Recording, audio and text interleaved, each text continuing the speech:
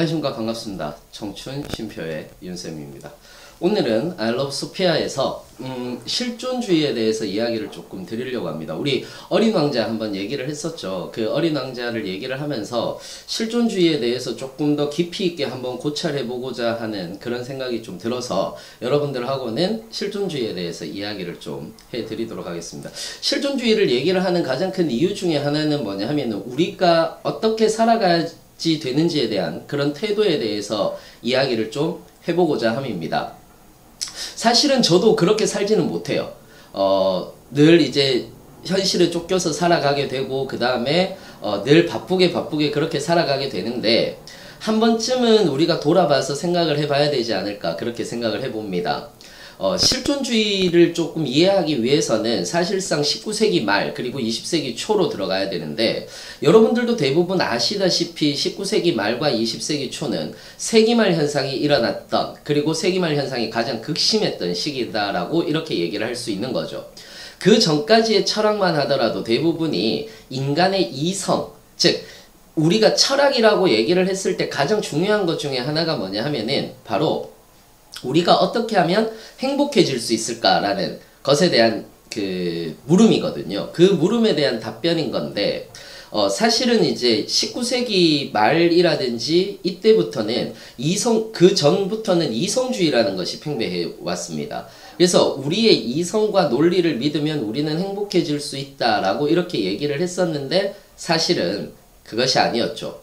오히려 이성보다는 오히려 감정이 더 지배하게 되고 그리고 자신들만의 논리로 뭉친 광기들이 지배하게 되는 그런 시기가 나타나게 된 것이죠. 즉 전쟁이라든지 기아라든지 굶주림이라든지 이런 것들이 엄청나게 나타나기 시작을 했고 거기에다가 자본주의라는 것이 발전하기 시작을 하면서 여기에서 이제 자본주의라는 것에서 양극화라든지 이런 것들이 벌어지게 되는 겁니다.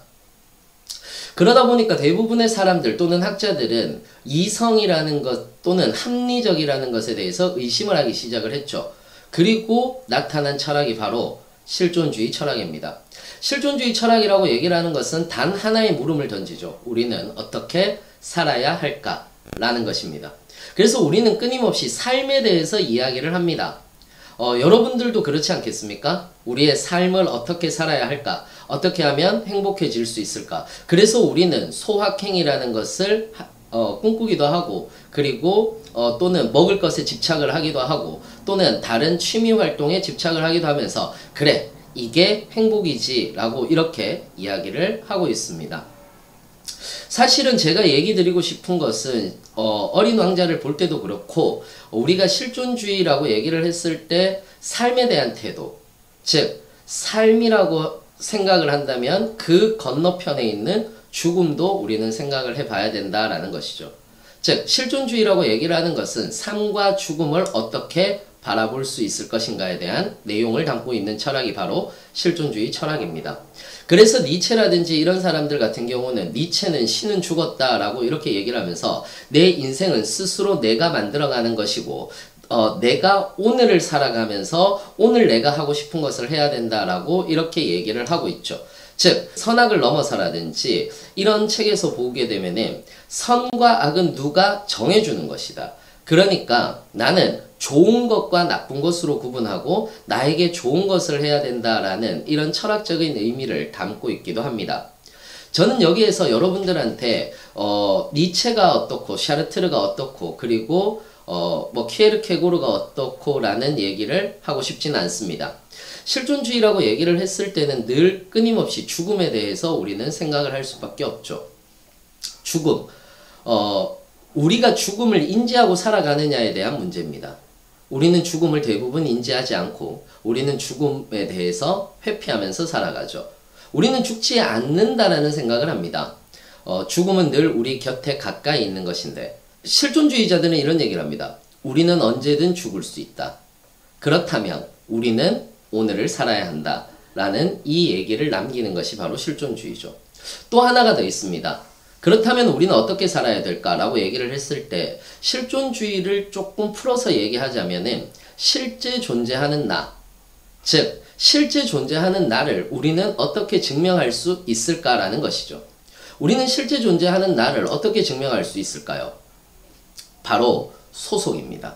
즉 우리는 왕따보다 은따가 더 그 무서운 이유 중에 하나는 뭐냐면은 왕따는 왕따만의 아이덴티티를 가지고는 있어요. 즉 나는 따돌림 당하는 캐릭터이다 라는 이 얘기예요. 물론 왕따는 안 됩니다. 분명히 여기 자막 좀 넣어주세요. 왕따는 당연히 안 되고요. 누군가를 따돌리는 건 당연히 안 되는 얘기입니다. 하지만 이제 사례를 드는 거예요. 은따라고 얘기를 했을 때는 대부분 이제 투명 취급을 합니다. 투명인간 취급을 하죠. 결국은 그는 누군가와 눈도 마주치지 못하고 누군가와 무엇인가를 하지 못하게 되는 상황이 벌어집니다. 그럴 때 자기의 존재 자체가 어디에 있는지 모르게 되는 것이죠. 우리 젊은이들이 대부분 자존감이 떨어지는 이유도 여기에 있습니다.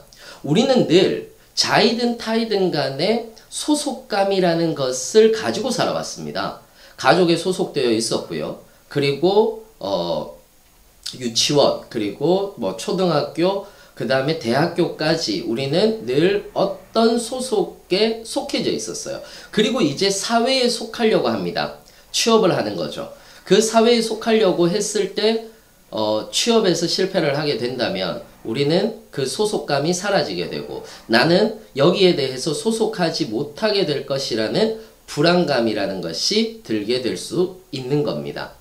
그렇기 때문에 자존감이 떨어질 수도 있는 거고요. 그로 인해서 자존감 또는 자신감마저 상실되게 되는 것이죠. 혹은 해고를 당한 노동자들도 여기에 들어가는 것입니다. 즉 우리는 연대를 맺고 끊임없이 사람들과 살아가면서 우리는 자기 자신을 발견하기도 합니다. 이것이 바로 실존주의죠. 그래서 우리는 다양함을 좀 더 인정해야 하는 것이죠. 내가 다르다라고 해서 배척하는 것이 아니라 나와 다르니까 수용하는 것이죠. 나와 다른 사람이 이야기를 했을 때 너무 재밌지 않겠습니까? 이런 얘기를 들어드릴게요. 어떤 경우 제가 대학교 때인데 이런 경우가 있었습니다.